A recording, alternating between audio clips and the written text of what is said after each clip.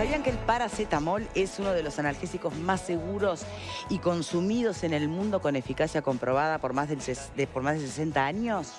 Bueno, ese dato lo tiene Gramón Vago y lanza al mercado su nueva línea de analgésicos en base a paracetamol. Se llama Dolocedol, que por su modo de acción calma el dolor, baja la fiebre y no daña el estómago.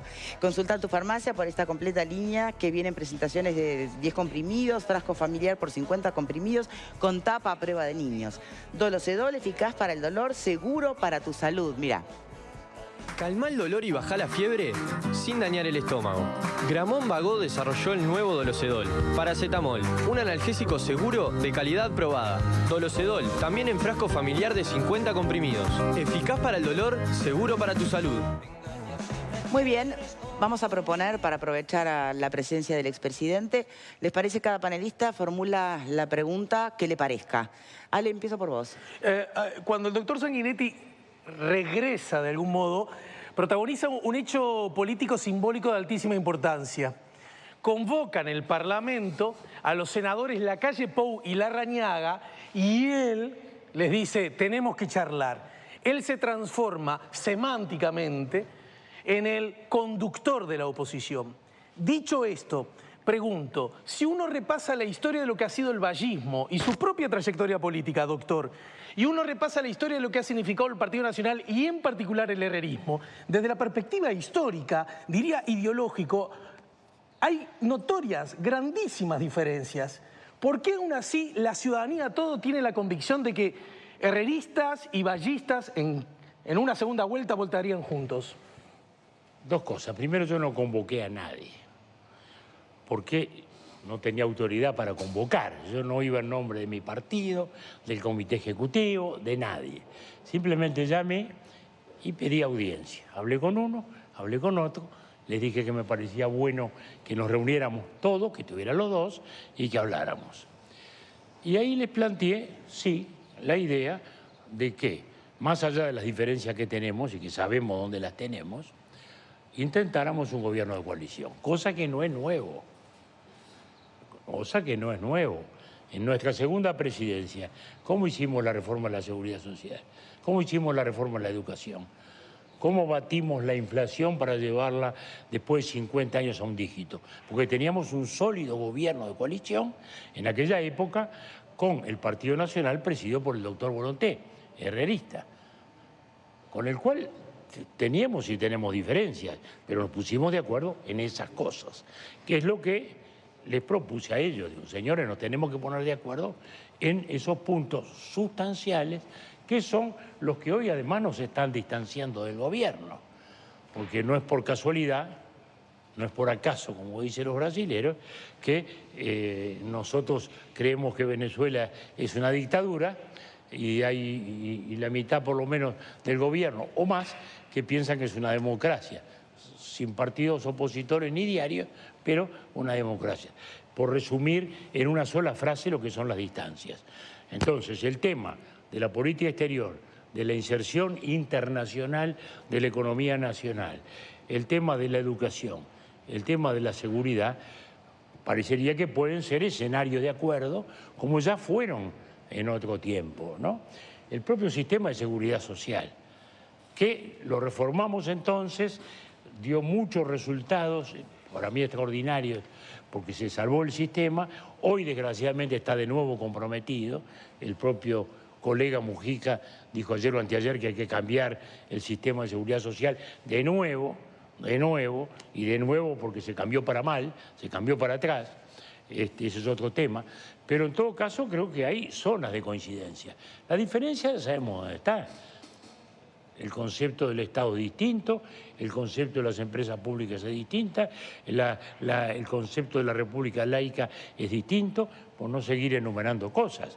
Pero luego están las sustancias, que son, me parece, de concordancia muy posible en estos 5 temas que acabo de mencionar y que tienen que ser el núcleo de construcción de la propuesta alternativa al gobierno del Frente. Bien. ¿Me permite repreguntar sobre lo que plantea, sobre la pregunta de Alejandro Camino Sanguinetti?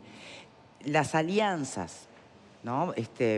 Visibilizando sí las diferencias, pero buscando las coincidencias. entre la oposición, ¿están planteadas o son sanas? ¿Desde qué perspectiva? ¿Solo para poder efectivamente ganar un próximo gobierno, o sea, que no sea más gobierno el Frente Amplio? ¿O también hay que reivindicarlas para gobernar? Estrictamente para gobernar. Yo diría solo para gobernar. No hay ningún otro pensamiento que no sea ese. Intentar gobernar y cambiar estos aspectos como el que estoy mencionando. Bien. Y son esenciales porque a veces en la vulgata tan difundida actualmente, los acuerdos, la política, parecen cosas mal miradas, ¿no, verdad? Cuando son la esencia misma. Cuando no hay acuerdos, si no hay política, ¿qué hay? Fuerza, violencia, autoritarismo, ¿qué es? ¿Cómo salimos de la dictadura? ¿A tiros? No, salimos con acuerdos. Acuerdos con unos, acuerdos con otros, con el general Sereña en aquel momento, con el doctor Chiarino. Así salimos de la dictadura, ¿no? ¿Cómo hicimos la reforma de la educación, por ejemplo, como acabo de mencionar? Con un acuerdo político. Los acuerdos son para eso. Lo que ocurre es que estamos mirando todo desde el prisma deformado de algo inusual, que es un gobierno con mayoría absoluta, que es lo que ha tenido el Frente. Lo normal es que no lo hubiera, de modo que siempre hubo que gobernar en base a acuerdos. Bien. Graciano, pregunta. No en balde esta idea del acuerdo político y no en balde esta idea de la coalición centra hoy el debate y de alguna manera también las preguntas que se están haciendo hoy. Y yo voy a seguir en esa línea, pero desde otro ángulo. Hace pocos días, o pocas horas quizás, el precandidato, el doctor Ernesto Talvi, también favorable a la idea de buscar acuerdos y coincidencias, se manifestó proclive a que ese proceso, digamos, o esas conversaciones, ocurran después de la interna de junio del año que viene, es decir, entre la interna y la primera vuelta de octubre. A mí me gustaría saber si usted comparte ese enfoque o usted cree que esa búsqueda de coincidencias y esa, digamos, la formalización de esas negociaciones tendrán que ocurrir antes de la elección interna. Habrá que discutirlo. Personalmente creo que esa es la mejor hipótesis. Lo dije desde el primer día, lo dije. Explorar los caminos antes de la interna. Antes de octubre. Yo creo que tenemos que ir a octubre con eso. Vuelvo a decir, con la construcción de una alternativa, con los matices del caso, pero esa idea. O sea que yo creo que esa idea es buena. La dije desde el primer momento, ¿eh?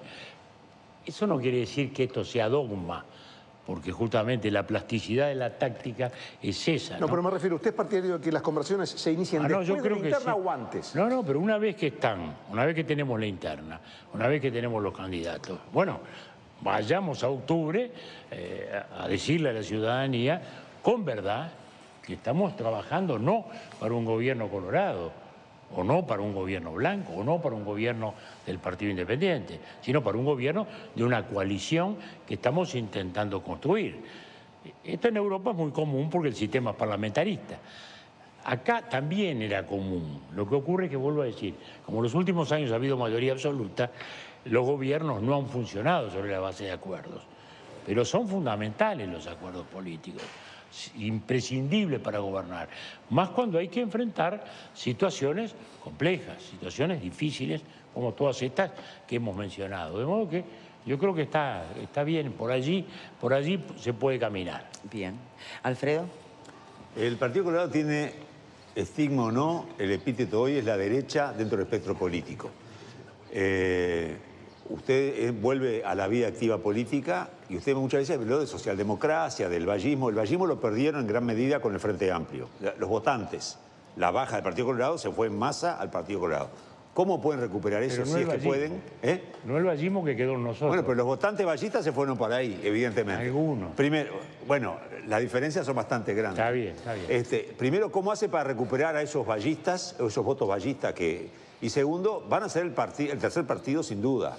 Es difícil que puedan llegar al balotaje. ¿Cómo pesa eso en el accionar político?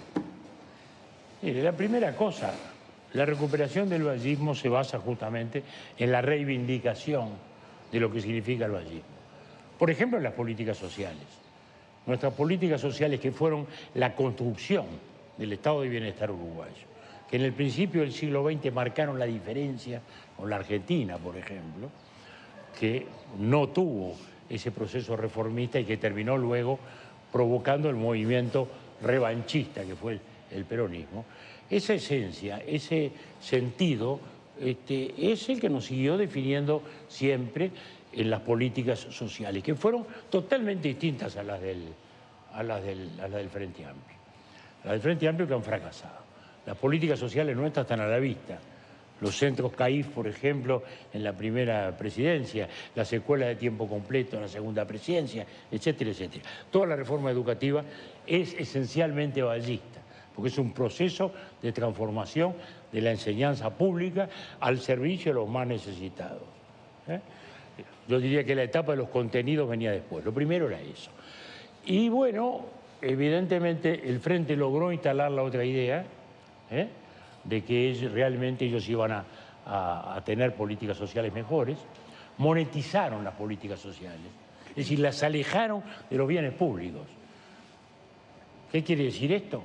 Ya no era al pobre le doy la educación para que cambie, le trato de dar la vivienda para que mejore, le procuro cambiar hacia arriba la perspectiva, sino una monetización, o sea, la transformación simplemente en plata sin obligación, en plata sin bien público, en plata sin orientación, y terminó en lo que, no digo yo, lo digo el presidente Mujica también no hace mucho, que dijo las políticas sociales han fracasado, agregó en otro momento, el delito nos ha pasado por arriba como consecuencia, tenemos la sociedad fragmentada.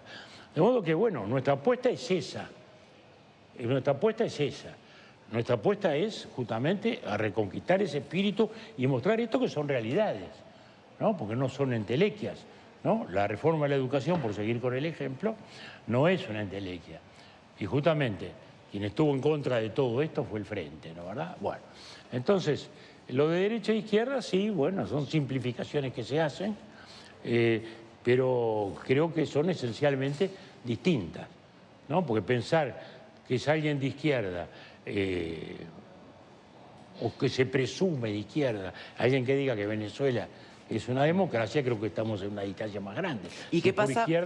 Por izquierda no entendemos leninismo, ¿no? Cosa que sí, porque la izquierda también tiene una muy fuerte tradición autoritaria, ¿no? ¿Y qué pasa si la pregunta fuera si el vallismo está más cerca del neoliberalismo o de la socialdemocracia? El vallismo es esencialmente socialdemocracia, es la primera socialdemocracia de Occidente.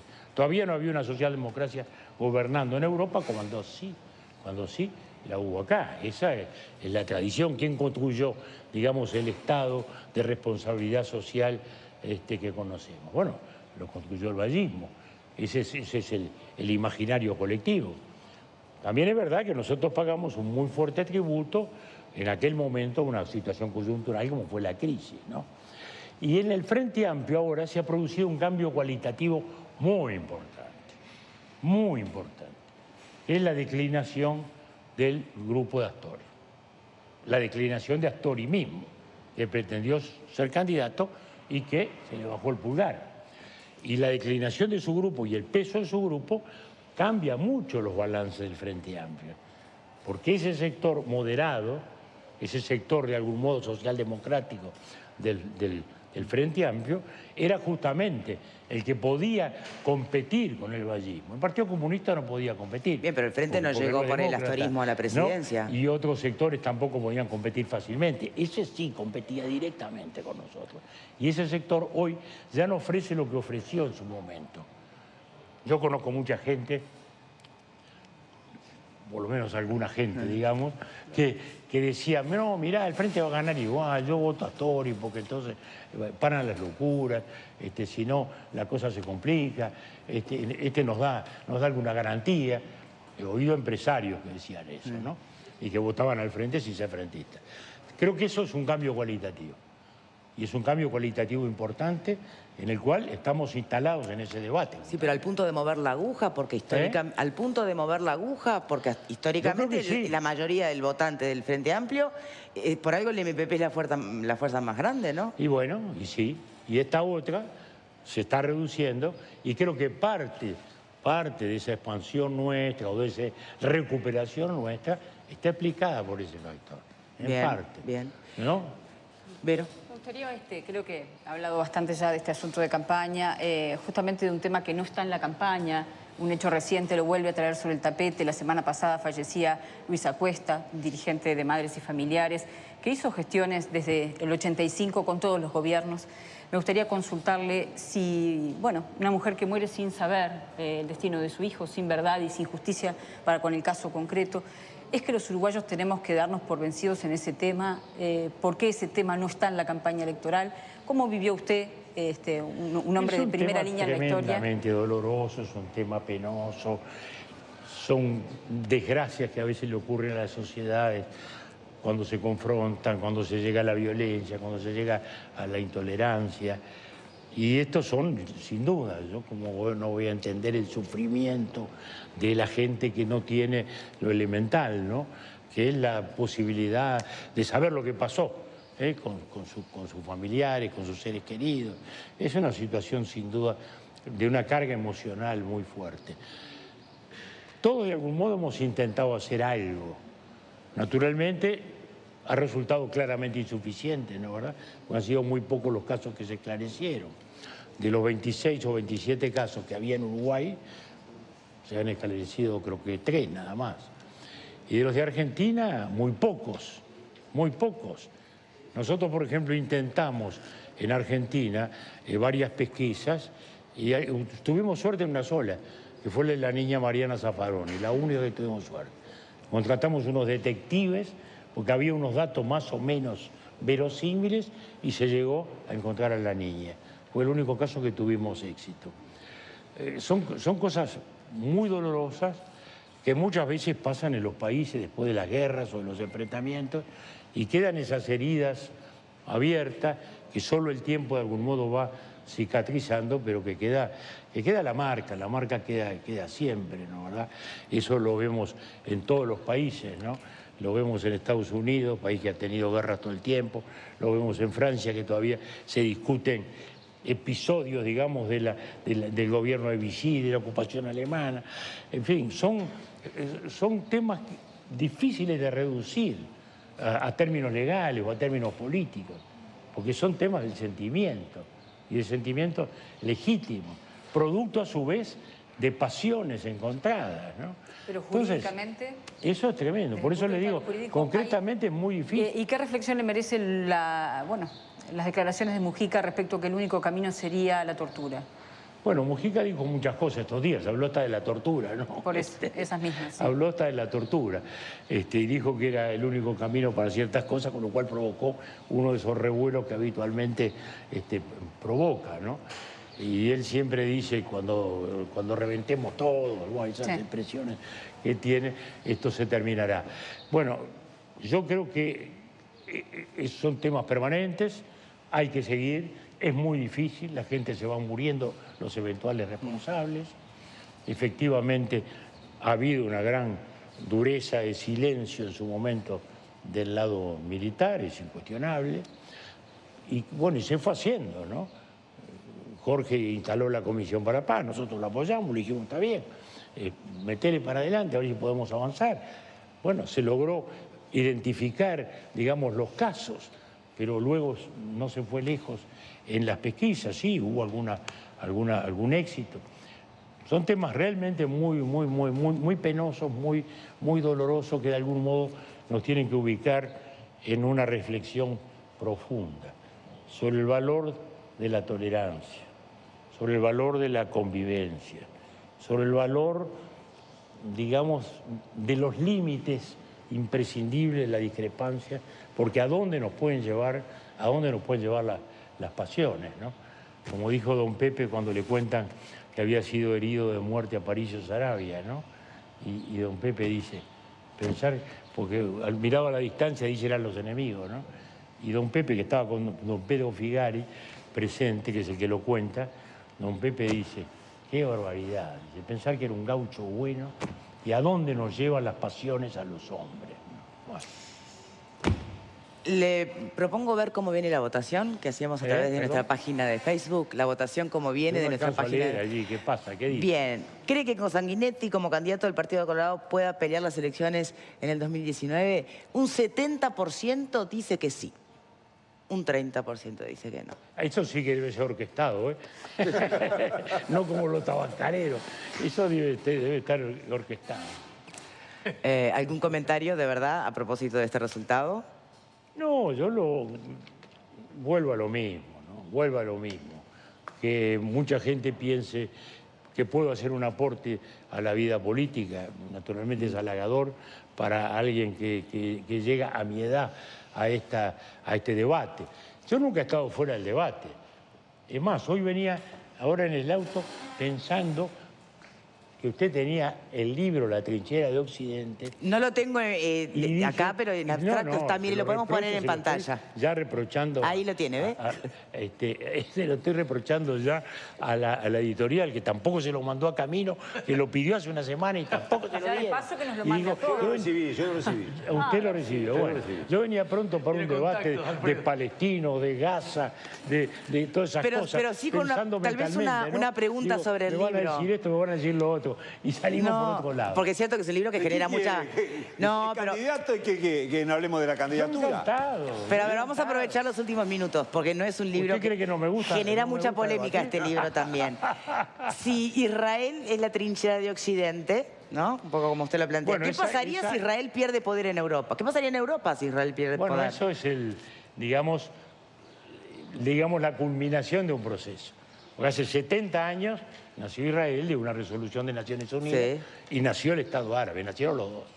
Desgraciadamente en aquel momento los países árabes no aceptaron la solución porque no aceptaban la creación de Israel, le pasaron por arriba a lo que pudo haber sido el Estado árabe o el Estado palestino. 70 años después estamos viendo si se puede reconstruir todavía hoy un Estado palestino, cosa cada día más difícil, no solo por la controversia con Israel, sino fundamentalmente por la controversia interna de los palestinos, que están divididos en dos gobiernos, ¿no? El de Cisjordania es un gobierno de Al-Fatah y en la Franja de Gaza un gobierno Hamas muy radical y muy enfrentado al otro. De modo que estamos en una situación difícil. Todo eso fue cambiando con el tiempo, porque antes se hablaba de antisemitismo y ahora se traslada el debate y se dice antisionismo. Es decir, no se discute la existencia de la persona, sino se cuestiona el derecho del pueblo a tener un Estado. Se traslada el debate a los gobiernos, pero es un cambio cualitativo, muy fuerte. Antiguamente el antisemitismo ya ha tenido un origen, digamos, cristiano o de religiones cristianas, hoy es de origen musulmán. Antes el antisemitismo o el antisionismo era de derecha, ahora es de izquierda. Un poco paradójicamente, porque son esas paradojas de la izquierda, ¿no? ¿Verdad? Que la izquierda en Europa acepta y apoya la causa justamente de quienes sostienen que aún en repúblicas laicas como Francia deben aplicar en la vida familiar la sharia, es decir, la ley musulmana que subordina a la mujer, ¿no? Que son esas cosas insólitas que se viven. Este es un tema lleno de contradicciones, lleno de prejuicios, lleno de debates, todos interesantes. ¿Están allí en el libro? Ya lo haremos. ¿Están en el libro? La tapa sí, por perfecto, supuesto. Entonces es el lugar para ir a buscar. Perfecto. Son artículos míos también de hace 50 años. Es decir, porque lo que traté de documentar era justamente, a través de mi labor periodística, la evolución entender del un tema. presente, exacto. ¿Dónde estaba hace 70 años? ¿Dónde estaba hace 60? ¿Dónde estaba hace 40? ¿Dónde está hoy? Julio María Sanguinetti, expresidente de nuestro país, muchísimas gracias por habernos acompañado en este tramo del programa. Hacemos una breve pausa, reflexiones de los panelistas inmediatamente cuando regresemos. Ya venimos.